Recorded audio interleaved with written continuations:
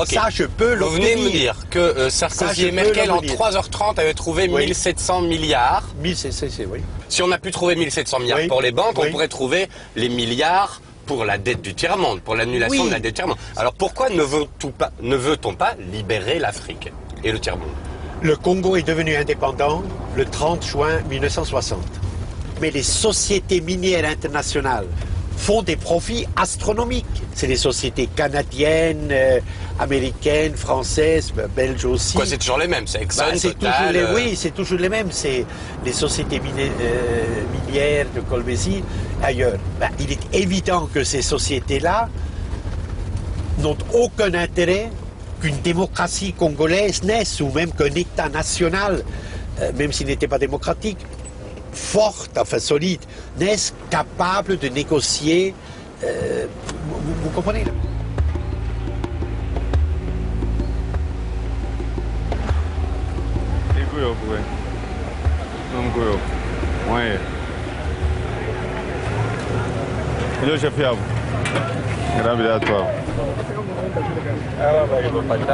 Ah non, mais angalia kule na ule. Mwende kule. Hein? Est responsable, muito. Qui est le responsable? Mais je vous ai dit l'autre fois que je ne vais pas voir des gens comme ça travailler comme ça. Il n'a pas les bottes, même celui-là avec des pantoufles. Eh, Kouyok. Et l'autre en babouche, viens. Chinois au Kouyok. Si je trouve ça cet après-midi, je ferme l'usine. Can you hear me? If I find these people with this clothes, I close this afternoon. Your campagne. Non, non, je dis ceci. Si je les trouve comme ça, je vais fermer l'usine aujourd'hui même. Et c'est la dernière fois. Et vos fondeurs touchent 120 $. Non, non, non. Les fondeurs ne peuvent pas toucher 120 $. Les fondeurs, le moins payé, c'est 300 $.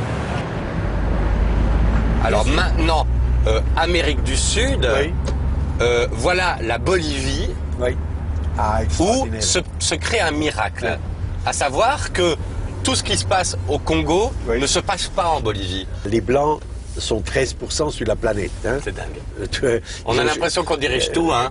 Pas l'impression, c'est vrai. Les multinationales occidentales sont les maîtres du monde. Et vous avez dit tout à fait justement tout à l'heure, ce qui tient du miracle, le deuxième pays le plus pauvre d'Amérique latine.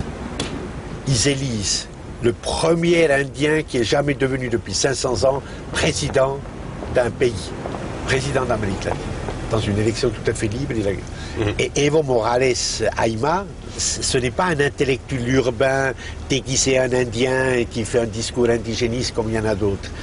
C'est un paysan. Un paysan indien, il parle mal, il est ennuyeux quand il fait des discours, il parle doucement comme un indien, vraiment discrètement, etc. Une merveilleuse gueule d'Aymara avec un nez proéminent, des cheveux noirs, tout ça. Eh bien, ces peuples du silence, hein, complètement niés dans leur existence par les oppresseurs, arrivent au pouvoir par élection. Le 1er mai 2006, il décrète la souveraineté énergétique, c'est-à-dire l'armée bolivienne qu'il a épurée avant, hein, qu'il a chassé les vieux généraux, occupe les principaux champs pétroliers et champs gaziers du pays. Il reprend ce qui est à son pays. Mais c'est légal? Il a créé cette légalité. C'est moralement totalement légal. Nous sommes ici pour continuer à récupérer nos ressources naturelles et pour consolider la nationalisation et la récupération des entreprises d'État. Les sociétés multinationales payées au trésor bolivien comme taxes et impôts 5% de leurs revenus et garder le 95%. Hein. Aujourd'hui, c'est pratiquement l'inverse. 82% des revenus pétroliers, minéraux et gaziers, 82% vont à la Bolivie, et 18% vont aux sociétés étrangères.